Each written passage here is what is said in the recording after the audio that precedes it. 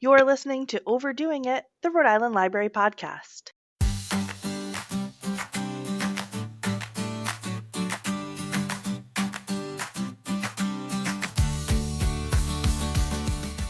Hello, and welcome to another episode of Overdoing It, where our team of library workers dish about their latest reads, views, and passions alongside fascinating conversations with local luminaries. I am your host, Emily Goodman at the Office of Library and Information Services, and my pronouns are she, her. Let's dive in and discover who our guests are today. I'll go first. Hi, I'm Victoria Pasinich. My pronouns are she, her. I am the Director of Development and External Relations at Providence Children's Museum, and I've been in that position for about a year and 3 months now, but I've been a patron of the museum for about 6.5 years. Hey everybody, my name is Andrew Lovely. I'm the Director of Education at the Providence Children's Museum. I've been there for a little over 2 years. I worked with the museum prior to my joining as Director of Education, and as the father of a 6-year-old, I've been going there for a long time as well. All right, so let's start off, as we always do, with what are you reading? So are either of you reading anything that you're super passionate about you want to kick us off? Sure, I am in the midst of reading this really great book called ADHD is Awesome, written by Penn and Kim Holderness. As the parent of a neurodivergent kid, it's just been such a joy to read a book about ADHD from such a positive perspective. Understanding that book was written by a man, I also have another one that I'm going through, a feminist guide to ADHD. So I just really, I'm enjoying reading about it and understanding it more so I can be the best parent that I can be. I love how much literature there is coming out now about ADHD and navigating the world as a neurodivergent person. Yeah, it's been really helpful for me, especially this is relatively new. And it's just how I am able to conquer things, right? It's a new challenge parenting a neurodivergent kid. So how do I do that? I need to read everything possible. So you should know I use the library quite a bit. Awesome. I don't know how it's received. Correct me if there's a right or wrong. I'm an audiobook fan. Great. Nice. Okay. There's still Um, books. so the book that I'm listening to, I don't know how other people do it. My wife's an avid reader, like crazy. Reading just doesn't make things sticky to me. If I hear it, it's really sticky, and I can kind of be in the story. Um, so the audiobook that I'm working my way through right now is The Wide, Wide Sea, The Final Voyage of Captain James Cook, and it is pretty radical. Well written, like historical narrative sense, and stories of first contact and merging of worlds and different cultures is amazing. That it borders on science fiction today, and what we think of in almost like star journeys and things like that, of just so radically different cultures and the ingenuity of human discovery um, as these various different worlds continue to meet and then collide, and then in some cases catastrophe. But it's really, really interesting so far, and I think well written. Is this the first that you've read on this topic, or how did you come to choose that book? I God bless the algorithm for One Piece because it was a little bit fed to me. Nice. But I like journeys of discovery. Um, I like that age in civilization and history, and I really like journeys across the sea and exploration, early exploration of like wayfinders and whether it's Polynesian stories of immigration and migration, or in this sense a European centric version. But I think that that's like really interesting and carries well to as we move on to the next phase of human discovery and moving on. And the ocean is still like it's at least in my romantic sense, it's one that we can still like the everyman, the everyday person can still explore a degree of that like unknown in discovery on the open ocean in a way that's like lost and all. There's no more mysterious continents or mysterious wilds places or things like that, at least on our globe.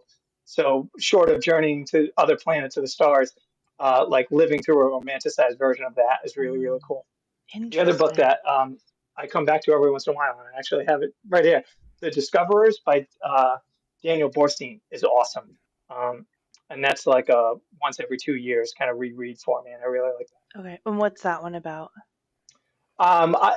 Similar like exploration and discovery, but this in this sense, it's a little bit more like internal, like a the human quest to understand, and it's like discovery of uh, novel like time and how our understanding of time has changed, and the natural world and how we classify things, and just human ingenuity to figure out systems to describe these things that are beyond us. And it's really cool. Give me one moment. I have a question.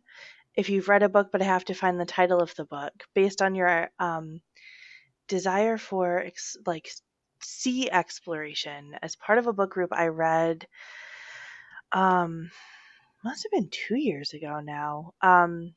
About the finding off the shore of, I think it was New Jersey, of the World War II U-boat. Does Oh, that sound radical! familiar to you? I know some of the those discoveries in like contemporary archaeology stuff, underwater archaeology stuff. So the book is called Shadow Divers, and it's so two men. They call themselves weekend scuba divers. So they're just I love like, it. if you can say, like normal people who are interested in exploration and scuba diving and finding discoveries.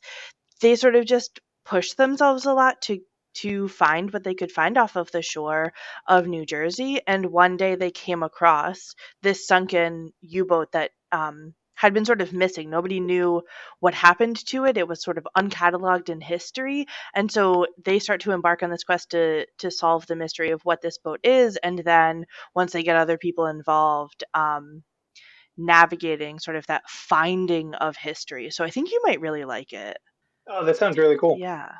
I love the fact that it's like amateur people or like Yeah, weekend warriors. Those are the best. yeah, yeah. I love that. A couple of years ago, I also did an interview with somebody local to Rhode Island, Michael Gerard, who he doesn't do so much water exploration, although he's doing a little bit more now. They've got like an undersea rover, so they send the machines Oh, to go wow. do the finding. But he does a lot of cave explorations and sort of like hiking and on land discoveries and things. Yeah, he's really cool. Got some good stories. Well, that's radical. Yeah. So I have been reading, well, I just finished reading a novel called The Faculty Lounge. It's about the school in Texas set in the 2022-2023 school year. Early on in the year, a substitute teacher who used to teach at the high school, but he's retired now, is working and then dies in the faculty lounge. And so it sort of sets off this whole school year of catastrophe for all of the teachers and administrators, starting with, dealing with this dead body and what they're going to do and honoring this man who worked there for many years, but then all of the different choices that each of them make, not specifically because of this, but just in this school year where this is sort of the start of the year. And all of their intertwining lives and choices through the end of the year. It's been really interesting. And if you read Frederick Bachman's Anxious People, I think it's got a similar vibe to that. I thought it was going to be a lot more similar to that at the very beginning, so I told a bunch of people that it's like, if you like the Anxious People, you'll absolutely love this book. And there's a guy about halfway through the book, I was like, I think I maybe sold that wrong, but I still think the vibe was very similar of these intertwining stories of characters and a lot of character development. Um, yeah, within the story. So definitely recommend Faculty Lounge. Nice. So, are you watching anything good? What are you guys watching? So I'm a huge comfort show watcher. Yeah. It's how my husband and I kind of decompress at the end of the day after we put our kiddo to sleep, and we get that precious 1 hour of free time, before it gets too late. I'm sure Andrew relates. So right now I'm binging the Great British Baking Show. always. The newest season or The newest past season, seasons? and I'm also doing past seasons Okay. simultaneously. And I have favorite seasons, of course. Yeah. And then my other comfort show is Heartstopper. Okay. The Netflix show based on graphic novels by Alice Oseman. It's really the most beautiful coming of age queer storytelling that I've ever seen. I also have read and own all of the graphic novels, and Mhm. it's just one of the most beautiful television series and graphic novels that you'll ever see. So those are my big comfort shows right I now. love that. That's awesome. Um, the on TV, watching the Hollow, Okay. like a children's show on Netflix. But the thing that, as I said before, I have a 6-year-old daughter. The thing that is kind of fun about it, it's our first go around of watching something like as a family with almost the expectation of like, hey, if we're not all together or if someone leaves the room, you got to pause it. Like, Mhm. we don't watch it without everyone here because like what's going to happen next with the cliffhangers, like where it was left off. And that's a really fun, like dynamic to share for the first go around, especially now where you can just like stream or everyone's kind of it's easy to see your own thing. Um, and if anyone, it of anyone our age, it reminds me a lot of Myst, the video game. It has like this cool puzzle based atmosphere. With just a little bit of unknown and like a weird, creepy element kind of put throughout. And I would say it like is such a sweet spot for like a 6, 7 year old, in a way that is hard for us to find, at least where sometimes it's like either too kiddie or like it doesn't uh, acknowledge the sophistication that like a kid is working with or something like that, or it's just like, this is too much. Like this is good. We're not going to take this gamble of like what we're going to see or, you know. So that's been really really fun, and I highly recommend it because it's not even. Sometimes it's a chore as a parent or an adult to like wade your way through something like that. Um, at least for me. But that's not the case with this. That like I'm in it and I'm like, what's going to happen next to these guys? This is pretty Right. wild. So that's been really fun. That's awesome. Do you also only do one episode a week as though it's real TV for your child to learn what that was like? That feels like it would be torture. It's like what I mean. That's like essentially going cold turkey off of what the life we've been living. So we do 2 episodes at a time. Okay. Is kind of just the right amount for us.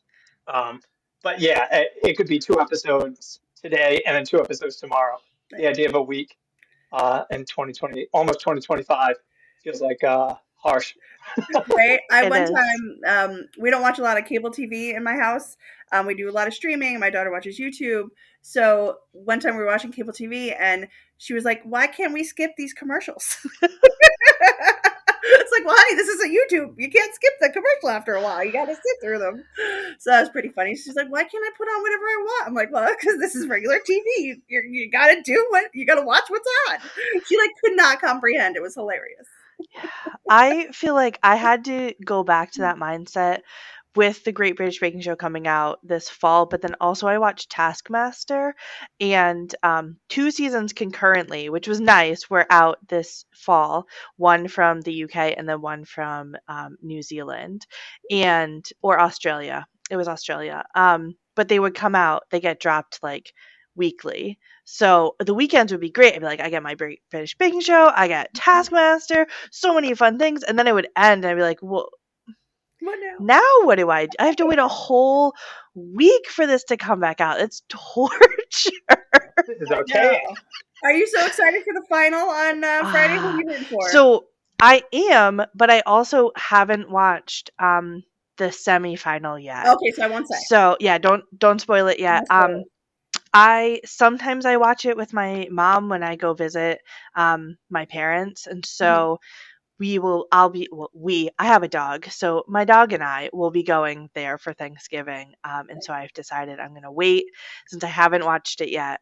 I'll wait until Wednesday. She probably has already watched it, so she'll have to rewatch it with me, but that way I get to like share it with another person and not just be by myself watching it. So yeah, so that's kind of wraps up what I've been watching this fall is Great British Baking Show and Taskmaster, and I'm sort of in a slump right now. of just rewatching the same old things that I watch. Gilmore Girls, Bob's Burgers. I love Bob's Burgers. Do you I do love it the so much. Thanksgiving episodes before Thanksgiving? You know, not on purpose, but Mm. in doing my binging rewatch, I did just see the first Thanksgiving episode, which is probably the best one with the cranberry sauce song. Pass the cranberries and potatoes. I've seen it quite a few times. It's the one with Mr. Fish Odor, So good. right? Yeah, with his fake family and his Annie Oakley love interest. Yeah, so good. Yes. Oh God, I love that show. I I could know. quote you Bob's Burgers. Here's how deep of a Bob's Burgers fan I am. My husband could put on an episode of Bob's Burgers, in the TV room. I could be in the kitchen, and within the first second of dialogue, I'd be like, I know that episode. That's turkey in a can you put on right there. That's so funny. I think it's really interesting when people know the titles of episodes of shows, because even so, like, I have been watching Gilmore Girls for how many years? Like Oh my God. 10, Since it 15 came out years, for me, right? yeah. It was like my dad knows Gilmore Girls because every day after school I would like watch the reruns on ABC Family, right? Like, and you walk in the room and be like, oh, it must be 5 o'clock. It's time for Gilmore Girls. Like, he knew. I Nice. couldn't tell you what any of the titles of the shows are. Any of the episodes. Don't know them. I think it's just for me. It's Bob's. Mm, It's Bob's. I can do that with Bob's Burgers just because I watch it so much, and it's one of the shows my husband and I, again, one of our comfort shows. We watch yeah. it religiously. We watch all the Thanksgiving episodes before Thanksgiving. We marathon all the Christmas episodes before Christmas. Same thing for Halloween. Yeah, we love it. Yeah. Love Gilmore Girls too. I actually converted my husband into a Gilmore Girl. I got him to Oh. watch it once we were together, and he loves it. He's all in on the Netflix episodes. Okay. A Year in the Life. He's all in. He loves them so much. So Do cute. you acknowledge a year in the life or no? See, I prefer to acknowledge A Year in a Life over that terrible last season. Okay, that's fair. I mean, we know why. Yes, we know why. Don't we all? We do. All right, girls. Andrew. Andrew's big definitely watched Gilmore Girls 1,000 times too. Team Logan or Team Jess? Oh, yeah. Andrew, answer that. What are my options? Team Logan or Team Jess? There is a right answer. It sounds like Logan's kind of full of himself and just has to, like, How did you guess that correctly? That's impressive. Is that real? All right. Classic. Come on, Jess. You've got it in you. You just have to be confident. How about you, Emily? Are you Team Jess? So here's the thing. I don't think I'm team any of Rory's boyfriends. I think they were all a little problematic, weren't they? Yeah. I think that Jess becomes a viable option once they are no longer together. But I think that she and Logan are well suited for each other in their lifestyle and their outlook on life. Yeah. I almost think by the end Logan kind of got the short end of the stick on, like, he went out on a limb for that, and he was very thoughtful in his proposal. But yeah, I for a very long time was team fourth option, Team Marty. Despite how terrible he becomes. Yep, he did get a bit problematic. Terrible. He did, but I wonder if they had gotten their arc, if he would have been as problematic, because I think he was problematic because he was still in love with Rory. But also, the more that I watch it, the harder time I have with everybody who is enamored with the Gilmore Girls. And I understand why this story is told the way that it is, but it's kind of like, I don't know, guys. I'm a Suki and Jackson stan forever and always. Absolutely. Yep. Absolutely. All right. Andrew. You should watch it, but also it's hard to start it, I think, in this day and age. It's quite problematic regularly. I got everything I needed out of it. Right here. Yeah, I'm good to go. But we didn't talk about the first boyfriend, Dean, and how problematic he is, but we'll skip that for today. Don't break up with somebody just because they're afraid to say I love you for the first time. Jesus, they were 15. And then, anyway, yeah, that's fine. So,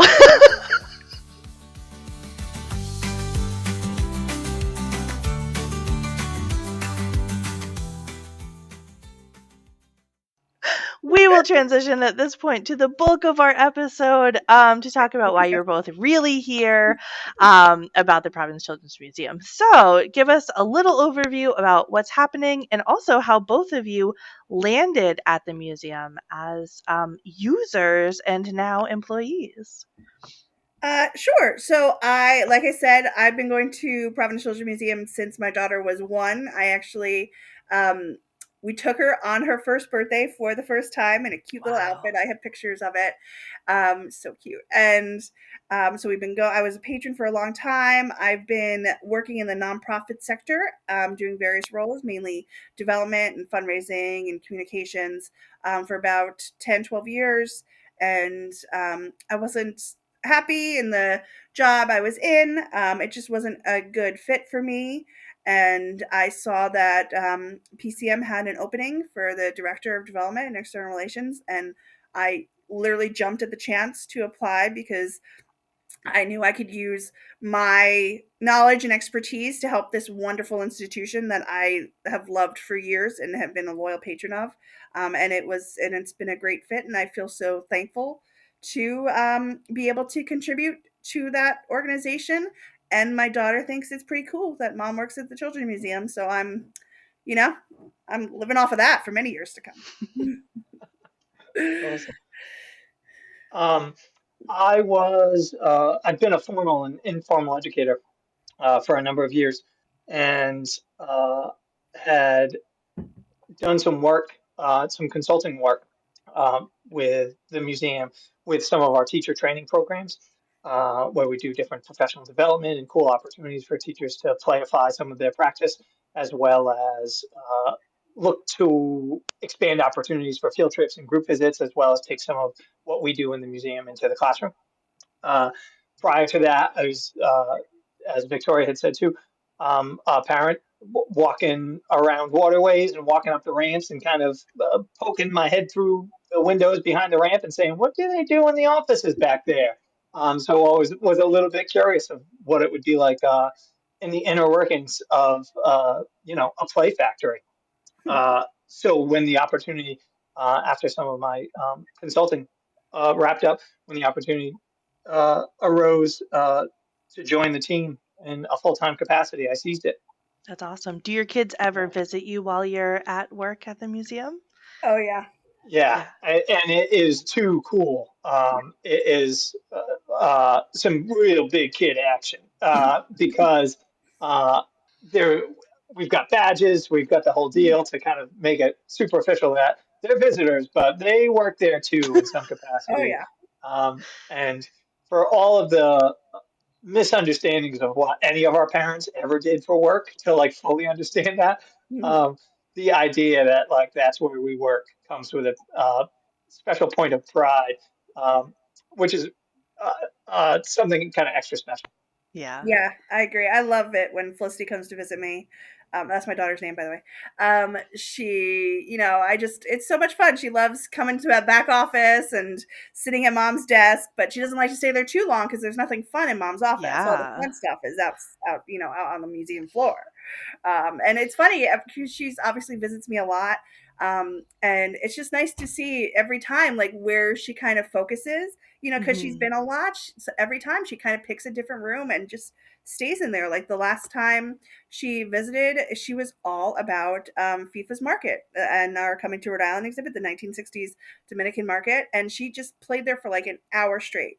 So it's interesting to see, even like kids who've been there like again and again, they still get so much enjoyment from the different rooms and different areas, and you never know what they're going to focus on that day, and it's fun to see. Plus it's nice when she's got like a school vacation day or something like that when I can't always take the day off, so for her to visit me I get to parent and work at the same time, so it's Yeah. kind of nice to get a little bit of that extra time, which I always appreciate.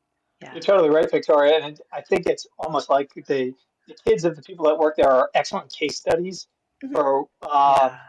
how much there is. Because almost as a patron of any other place or as a parent, you can't help but look through it through your own eyes sometimes and say, "Oh, we've already done that," or we've seen this," or like that's not for you. And if you just purely let the kids kind of take the reins and take the lead, you say, "Wow, even though we've done that once or twice, today doing it in this version, or this is your goal as you approach this project, or you know, uh, as you play with this in your own way. Um, and it helped uh, put a spotlight on some of my assumptions of like, oh, what was too kiddie, or what like you were too old for, or that kind of stuff. And just like every time I walk into now other places, but especially the museum, with any of those assumptions, they're blown out of the water by the kids playing there. And there's just always something that they can really have a fun time engaging Absolutely. Do their little badges say like child advisory board as though they're like in. the Ambassador. yeah, Yeah, yeah, Yeah, yeah. ambassador. little Yeah, master. It's adorable. yeah, it's awesome. I Oh, love it's so that. fun. And it's also hilarious because sometimes, at least for my daughter, it's pure play. I'm not working today, Dad. Like this is I'm here until I have a good time, and then every once in a while it's like, you know what? It's time to roll up my sleeves, put on my badge, and see what's happening out on the museum Got floor. a big Yeah, meeting yeah, today I gotta yeah. come in for. Exactly.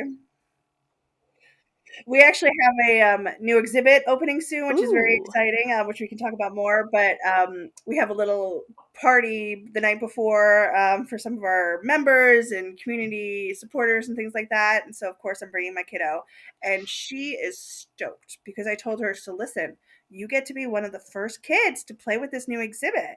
And she jumped up and down screaming. She was so nice. excited. Like, I get to test out a new exhibit for the Children's Museum. I get to be the first one. I can't wait. Oh my goodness. So, like, moments like that, they make parenting a little bit easier, and it just made my heart soar. That's awesome. We're pretty good at guinea pig action, Oh, yeah, like using not only our guys as guinea pigs, but the work that we do with teachers or school groups coming in, or it's just the relationship that we have with different community partners to say, hey, let's try this out. mhm, Let's look at this exhibit in a new way, or let's play with this, or how can we augment this experience? So not only can we do that with our kids, but we can do that with others too. And that's one of the reasons why there's always, even if the with either new exhibits or exhibits that people have seen before, mhm. there's always a new approach, or there's always like a new element in there to be discovered, which sometimes kids may discover before the adults do, which is why they're always having a good time Mm. with it. Exactly. Yeah, so have your kids like given you suggestions of ways to adjust current exhibits or like been inspiration for some of these new exhibits? I would say I'd like that, but it's always just all like, no, why don't you change something that works, Dad?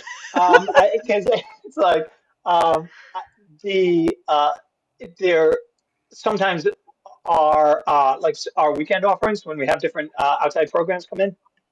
That's a really good tell of like, oh, where's this going to land, or where is this going to hit?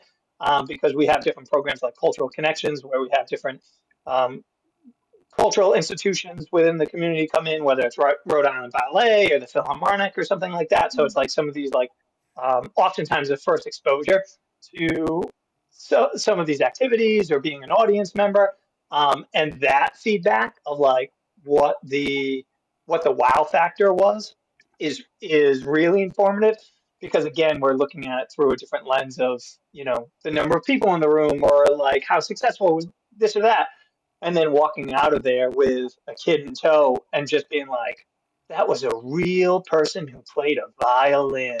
And a little bit of a reminder of like, oh yeah, that's the takeaway, Mm. for different first timers or people that have seen it 20 times, and it's just a really cool intimate experience to have, um, with a bunch of different presenters, whether it's our cultural connection stuff or a birthday party that we're hosting, or any one of the number of programs that we have going on at any one time. So the museum is not just for kids, as I understand. So what kinds of things, Victoria, are you doing for adults specifically? So I agree because we shouldn't leave all the fun to the kids, right? I mean, adults should get the opportunity to let loose and leave the adulting behind and be a kid again. So we have this really great event at the museum. It's called Play On. It was just in October of this year.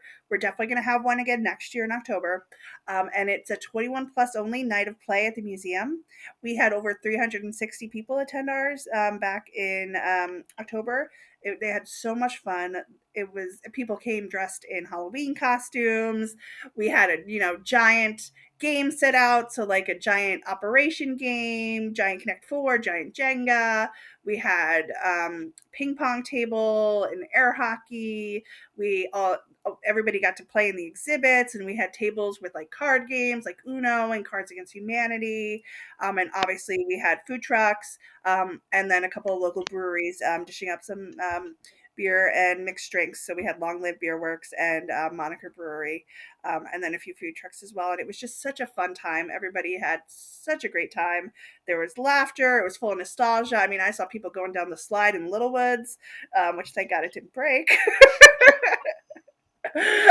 But it was just such a good time, and I liked it because it really was a chance for, one for people who maybe haven't been to the children's museum since they were children themselves, and they don't have kids yet, so there's no opportunity for them to go back. So they got to come and relive a little part of their childhood again, and it was really great to see. That's So awesome. that's one of our more fun events that we do for the grown-ups, and I really enjoy it, and I'm looking forward to putting on another one. I think Andrew can talk better about all the amazing things we do with teachers in our state. Yeah, please, Andrew. Sure. Um, yeah, from the perspective of like what the adults are doing, whether it's teachers or parents or things like that, we we're all about play in every form and fashion. Um, so how play can be served just in its own right, how it can be in service to developmental goals, how it can be in service to learning goals. So we kind of explore that and break that down with teachers and different partners and caregivers. I think a lot of our work goes to expanding the usual definition of play, and breaking down whatever barriers or misconceptions that people may have about it as play sometimes being frivolous or uncontrolled or chaos or things like that. And it can be those things, but it can also be like so much more. Um, and approaching it from the lens of a caregiver and someone that's professionals that are in service to kids developing. And when I say kids, one of the things that we like to do is really expand that definition too. So we're not just talking about youngsters. We're what play means for a middle schooler or a high schooler or things like that, as well as adults. Um, and so working with administrators or educators to how to like use play-based techniques and facilitation strategies in service to what they're doing in their classroom, as well as how they can come to the museum um, to just really pick apart every one of our exhibits and use that to their goals, whether it's curriculum based or developmental based or anything like that. And it's not rocket science. It's really interesting as we have those conversations with either caregivers or professionals because it's all things that we innately know. We just forget at some point, or we put whatever societal constraints or boundaries upon what's cool or what's not cool or what's okay or that kind of thing. Um, so as when we catch kids when they're young and just let them play in structured or unstructured environments, uh, we see all the benefits of that, and that is learning, and that is exploration, and that is testing your boundaries and what you're capable of, and improving your skills, all in a fun way that is immediately like intrinsically motivating. And then if you just think of everything that we ask of kids to do, especially in a school setting or after school activity and things like that, there's a lot of asks without necessarily them immediately knowing the intrinsic motivated value to it. That it's ultimately for them, but in the immediacy, it's not for them. And sometimes it's just to make our lives easier because we're humans too, and we're part of the equation, and life is hard. Um, so when we explore what it means to use play to help grease the wheels of those things, it's always effective. And it's a really fun, engaging way to meet some of our other targets and some of our other goals that we have in life. Um, and that's why one of the things that not only the work that we do with teachers and other professionals in formal and informal education settings, but as well as caregivers to kids are a really good read of people, right? They're professional people readers. So they at a moment's notice, can read all your tells of like if you're actually in the moment and if you're having a good time and if you're experiencing the same things that they're experiencing, um, or if you're not, or if you're, half in it or just going through the motions. And one of the things that we see with play is adults can let loose a little bit and they can experience something with either their kids or the kids in their care in a way that is super sticky. It makes memories for both involved. And it's like an honest experience in a really, really fun way. And those are the things that you remember as a grandparent, as a parent, as a caregiver, as an aunt, as an uncle. And those are all the experiences that we try to foster as much as possible at the museum. I think it's pretty incredible the way that kids learn through play. And I would wager to bet, I don't know if there's any studies on this, but I would wager a bet that that doesn't stop at any point in our lives. And I think about adult education and the way that adults learn hands on, we like to say, right? Like by doing things. If you're trying to learn how to navigate a new website or learn a new software or fixing a thing in your house or whatever it is, the best way to 100%. do that, right? One is to sort of like understand a little bit of it, maybe watch a video on YouTube or something, but the best way to do that is hands-on, and I think that that is like the adult version of play. I think we really need to be like getting in there Yeah, and doing things, Mhm. and our brains are so cool the way that that really cements things in our understanding and learning of things. Yeah. Right. And absolutely. And yeah, just play around with it, right? Yeah. Like just get in there and play around with it. And it is the environment by which, again, I go back to that stickiness. So Mhm. we learn tricks and tools to learn quickly or learn answers for a test or anything like that. But to make that be memorable and Mhm. uh, usable information that we can pull back to have that be sticky, it needs to be learned in a playful way. We subscribe all these other connotations to what it means to play as an adult. Mhm. So like that's like silliness or things like that. But in its most honest form, it means that when we think about one of the activities that we do with educators is we ask them to think of a play memory. Um, so we just kind of go back to the beginning. We say, think about a play memory. Uh, what's going on? Who are you with? And then we explore the common themes that result from that. Um, and then we say, why was that so sticky? And we can break that down. And universally, it's that people are just on the edge of something new, or their comfort level, or you're riding your bike just that extra speed, or you're, bonding with someone as you pretend in this made up world of pretend. Um, and those are when we're learning new information and we're trying it out for the first time in a safe way, but in a way that's like right on the edge. To your point, and if we actually ask ourselves as adults to explore anything that we are learning new, especially a new skill as an adult, whether it's like a physical one or a language one or whatever, it's again, we make it more sophisticated because we want to sound smart and intelligent and only an expert in this field can blah blah blah blah blah. But they're all just heavy-handed ways of being playful with it, and it's just kind of like, Yeah. hey, this is low stakes, um, full immersion.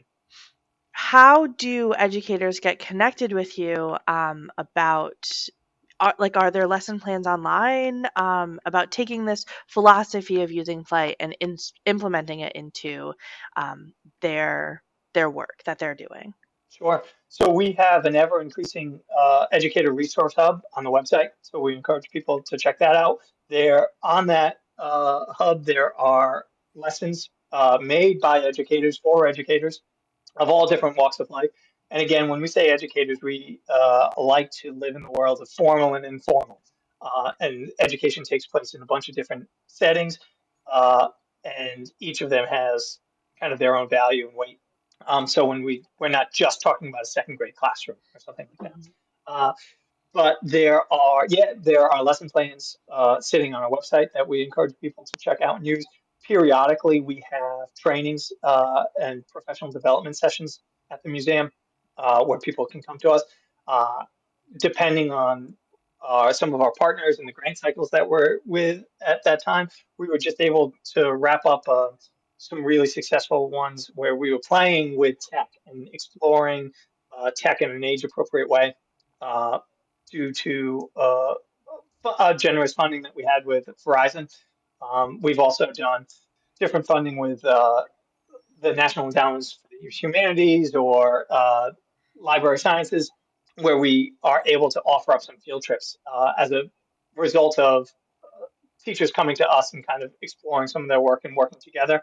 And that's in today or this day and age is particularly important because some of the fourth and fifth graders that we had come to us, that was their first field trip. So buses are prohibitively expensive. There's a lot of logistics and barriers for a host of reasons, but field trips are hard to do all the time.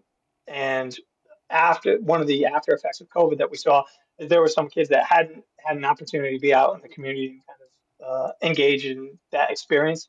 And we were able to provide that with work with the teachers, which was awesome and super powerful stuff. Um, so we look to continue doing that. We encourage, there's a group visit form on our website that we encourage people to just fill. It's like an inquiry form.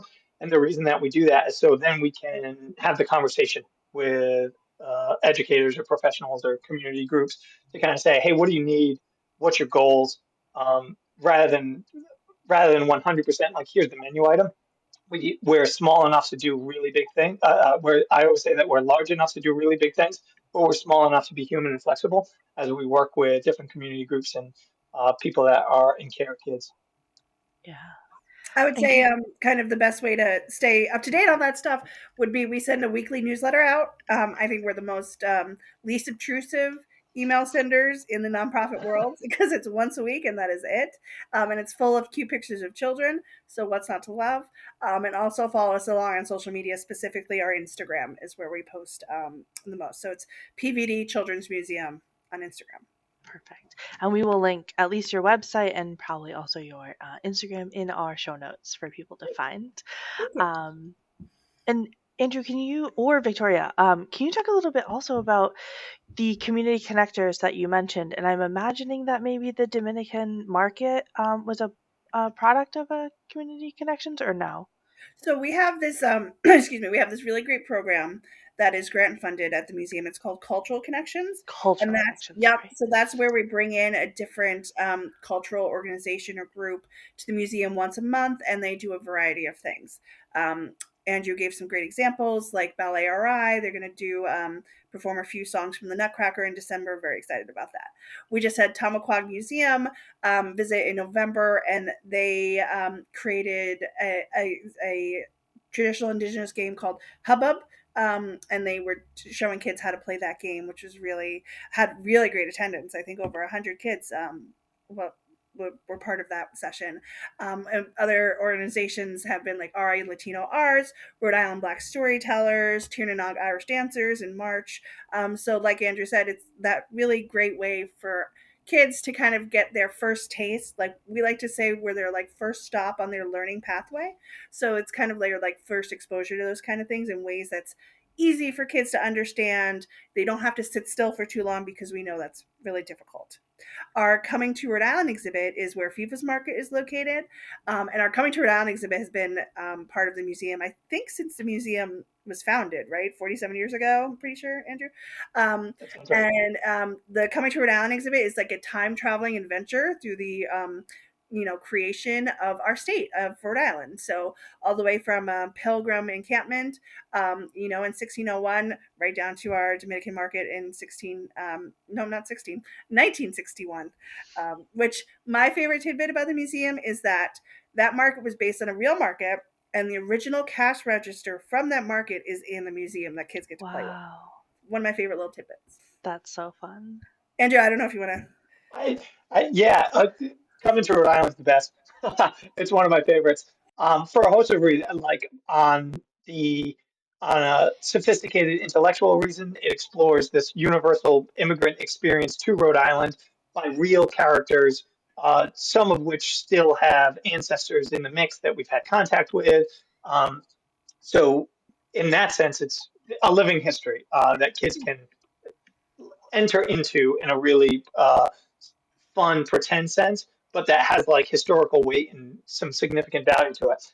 Um, in addition to that, it's just cool. It's a pirate ship. It's like it's some of the best Mhm. scenes, at least that connect with me uh, within the museum, and that as a exhibit in the museum is one that not only do we have anecdotal evidence and people write to us, but that's one where kids can connect with other kids in a super powerful way.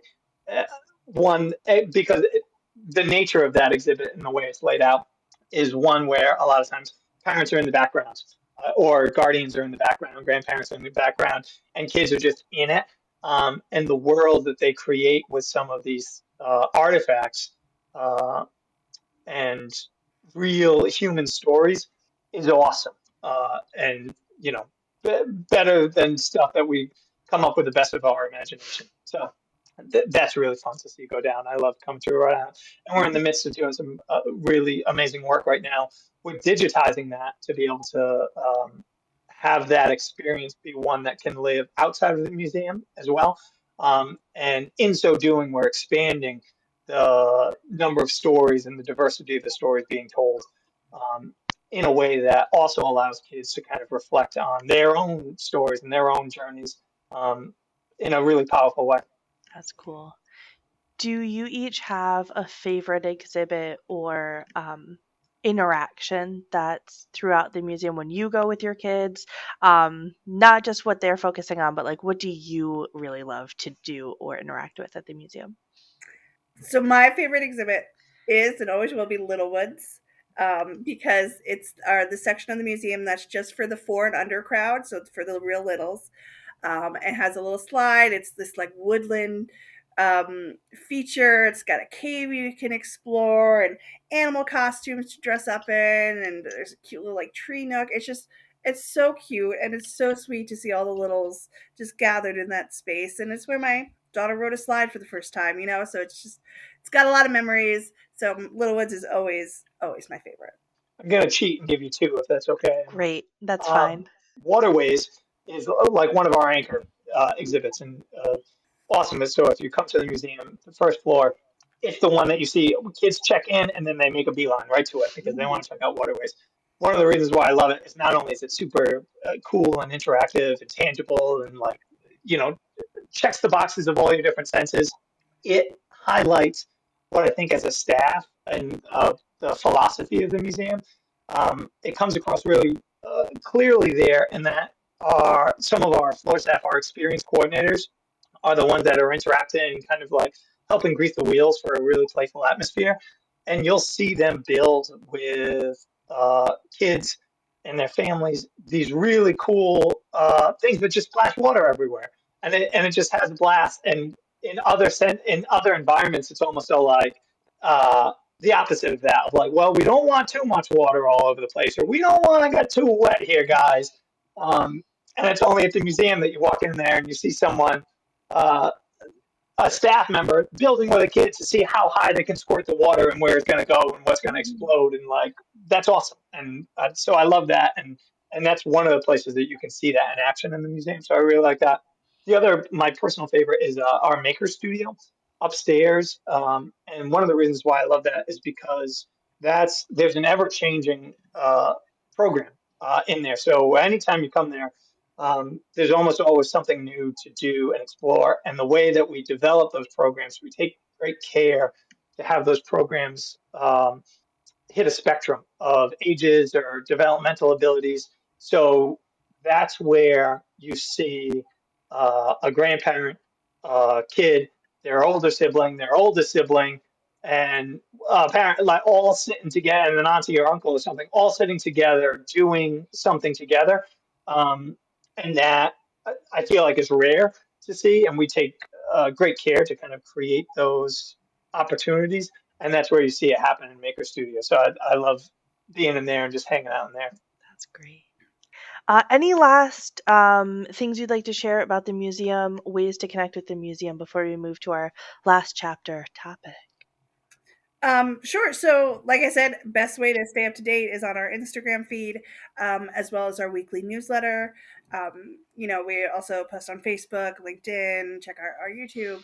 But really, I think the best way to stay in touch with the museum is to come with the young children in your life and explore and see it for yourself and see just how magical free play can be. The other thing I always like to say about Providence Children's Museum that I think a lot of people don't know necessarily is that almost 40% of our patrons attend for $2 or less. We have a huge focus on access and equity at the museum because we know how important play is. I mean, we see it every day. We're the champions of it. We believe strongly in the power of play. We don't believe that economic hardship should be a barrier to experiencing that. So that's why we work very hard to get the museum as accessible as possible. And it takes a lot of time, and I have to fundraise a lot of money for it, but it is worth it 1,000%. Rah rah. I love it. Plus one. Yeah, go team. No, it sounds awesome. To Victoria's point, I think the best adventures just start by heading out the door and getting somewhere. Um, so just showing up and getting ready to have a good time. That said, we're always down for we're always working on something and trying something new, or a pilot here or a pilot there. So if there's any people in the community that run organizations or are looking to do something really playful and fun, always entertain a conversation. So shoot us an email or come by the museum with a bunch of kids and have a blast. Is this and you mentioned this is airing at the end of December, right? Yes. Okay, so ready? Here I go. I'm going to put on my PR hat for a Great. second. Yeah. So on December 31st, actually, we have this really cool event. It's called Noon Year's Eve. So it's December 31st. We're open from 9:30 to 12:30. And it is Rhode Island's cutest and earliest New Year's Eve celebration in the state. We have special musical guests. We do special crafts all around New Year's Eve. And then at noon, we drop a ball off of the roof of the museum and have a sing along and a parade through the museum. It's so much fun. So we encourage everybody to join us there. It's the perfect way to ring in the new year, and you get to experience a New Year's Eve at noon instead of, staying up till midnight, which is very helpful for the parents. Let me tell you, I haven't stayed up till midnight on a New Year's Eve in, I don't know, since my daughter was born, I think. I love that. I also don't stay up till midnight on New Year's Eve, so I late. would relish the opportunity to celebrate at noon. Right? It's midnight somewhere in the world. Exactly. All right. So we're going to turn into our last chapter segment of the show where we talk about a library or bookish related question. And so today's question that I've picked for the two of you is, what is your favorite picture book? And that can be something from your childhood that you remember reading, something that you've shared with your children, or just something that you've read in general that is a picture book that you absolutely love, whether that's story or artwork or both. So please, Victoria, looks like you have yours ready to go. So what's I your favorite remembered picture it. book? Thank you. First of all, I love this question. And picture books are my life right now with the 7-year-old. But I would say the book that brings the most happiness and joy to me is this book. It's called Dear Girl. It's one I've been reading to my daughter since she was very, very little. So much so that we quote it. I'll sometimes quote it at her, and she'd be like, "Mom, that was in Dear Girl." Because the other day there's a quote in the book. It's like, it's really boring when people say how bored they are. So she came up the other day and was like, "Mom, I'm bored." And I go to her. I'm like, "It's really boring when people say how bored they are." She's like, "That was a Dear Girl. That's cheating." But it's this really great picture book. It's got great illustrations, all about celebrating who you are as a person and finding people like you, finding people unlike you, listening to your thoughts. And the other one that I love a page is like, if your gut is telling you to say no, say no. So like things that are very important for all children to learn. So that's the book that we quote all the time. I've read it to her so much, I'm pretty sure she's memorized it, and it's just really special. You're Very up. cool. This one, it didn't hit that significantly with my daughter, but I really like it. Um, uh, Rainbow Crow, it's beautifully illustrated, and it's a Native American myth of how the crow developed its black feathers, and it's very cool. the illustration in every version of it that I've seen are very, very cool, and is a really fun introduction into oral histories and myths as a way to understand the world. Uh, and at least in that sense, it was successful because it leapt us off into exploration of other really fun myths, um, and especially for kids of like, is this true or is this not true? And it's like, well, what does it tell us? Like, there's truth in here to be discovered, and that as kids switch from like kind of that concrete operational thinking into being able to hold like multiple ideas at one time, that's been very fun to explore. So even though it wasn't a family favorite, it was a good one to as a springboard into some really neat stuff that is out there from different cultures. That's awesome. I recently learned that birds have greater, and other animals, but they have greater capability of seeing colors. So, like, Mm. the spectrum that we see is not the only spectrum, right? And so, crows' black feathers actually are iridescent rainbows to not people. So, I think that it's really cool that that myth has probably some factual base behind it, beyond whatever the story of the rainbow crow growing his black wings or black feathers, right? Whatever you can learn within that that is sort of the myth based, there's probably also some scientific truth behind the idea of it too, which is really cool. Mm. Yeah. Nice.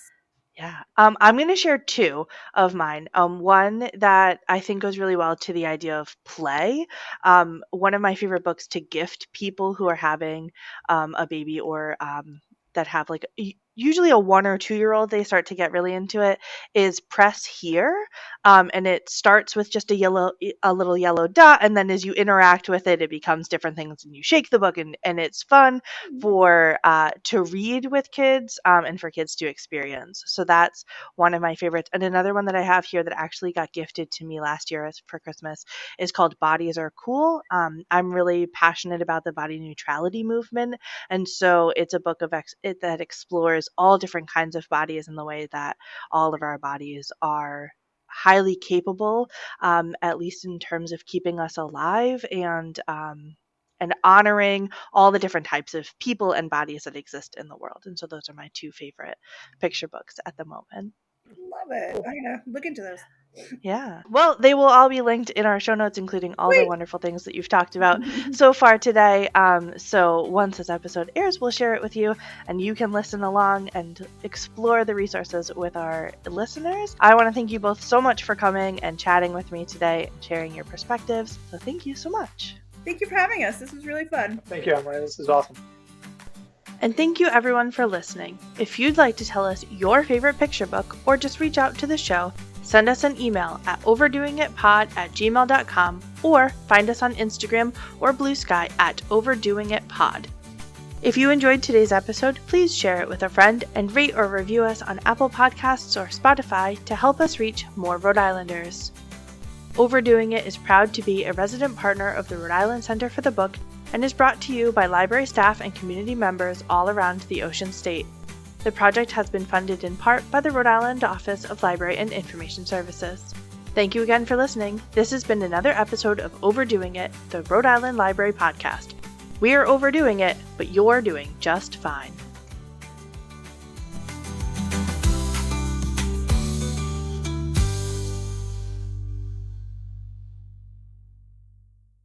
Uh-oh. Oh no, we lost him. Hey, I'm sorry. I got a notification that said the recording had stopped and then kicked me off. Oh, weird.